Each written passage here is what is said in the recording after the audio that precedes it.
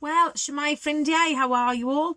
I love this story. This is a new book to me and it's perfect for the reading challenge because it's all about space and aliens, which is one of the topics. So, shall we read the Smeds and Smoos together? It's by our favourite author, Julia Donaldson, and illustrated by Axel Scheffler. By a Loobaloo lake on a far-off planet, there lived a young Smed, and her name was Janet. Not far away, on a Humplety hill, there lived a young Smoo by the name of Bill. Janet, like all the Smeds, was red, and this is what her grandfather said. Never, never.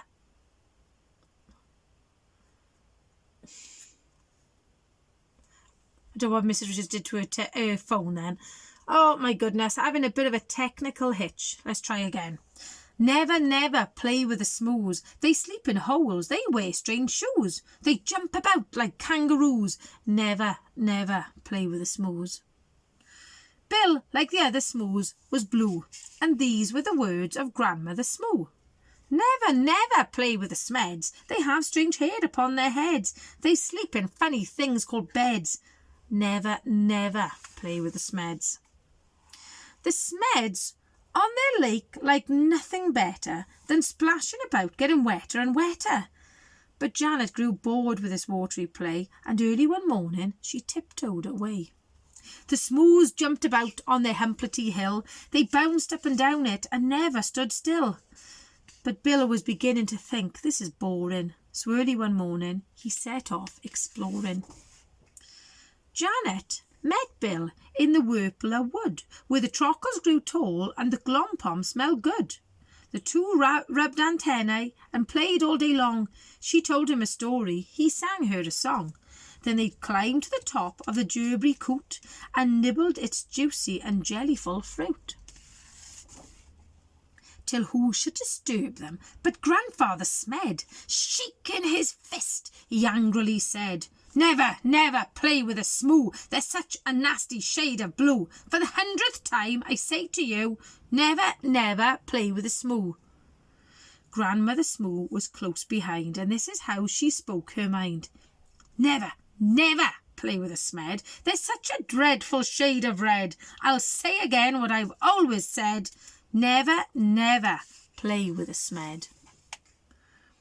Years went by. On the far-off planet, Janet missed Bill and Bill missed Janet, but off they crept whenever they could to sing and play in the Wurpler wood. The two of them grew and decided to wed, but what do you think their grandparents said?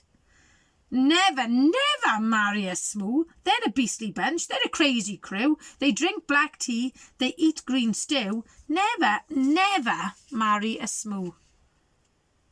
Never, never marry a Smed. My dearest child, are you off your head? They drink pink milk. They eat brown bread.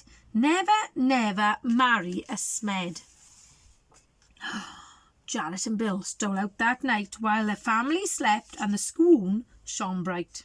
They clambered into the Smed's red rocket. Grandfather Smed had forgotten to lock it. Bill pressed the button and Janet steered. When their families woke, they had both disappeared.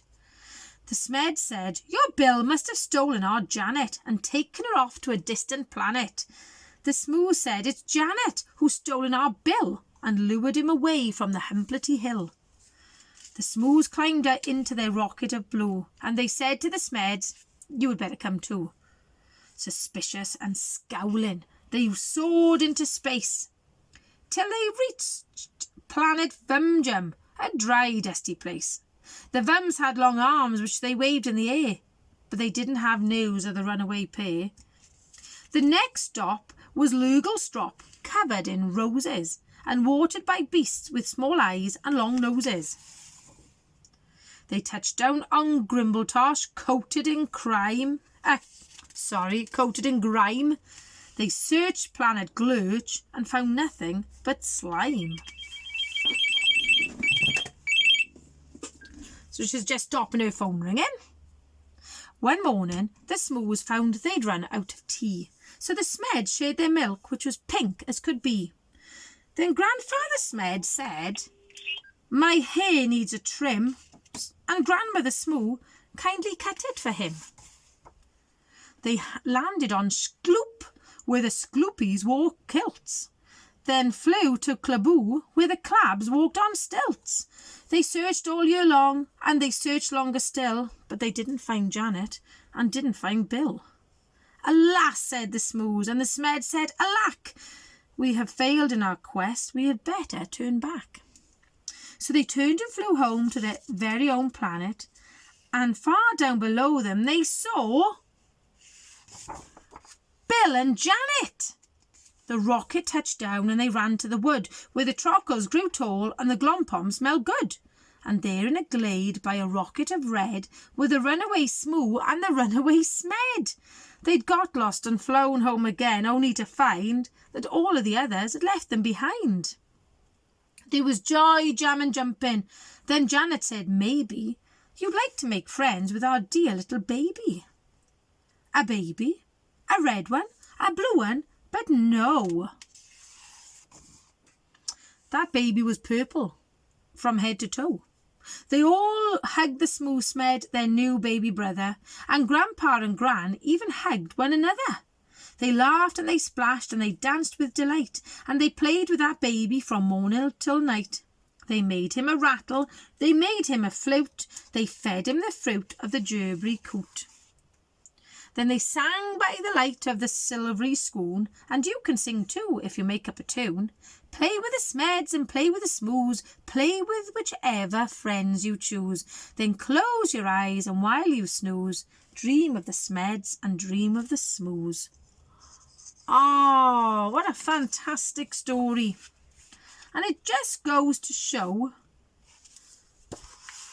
that we can be friends with anybody at all, isn't it? It doesn't matter what they look like, what colour skins they have, where they live. We can be friends with anybody at all. And it's all about being kind.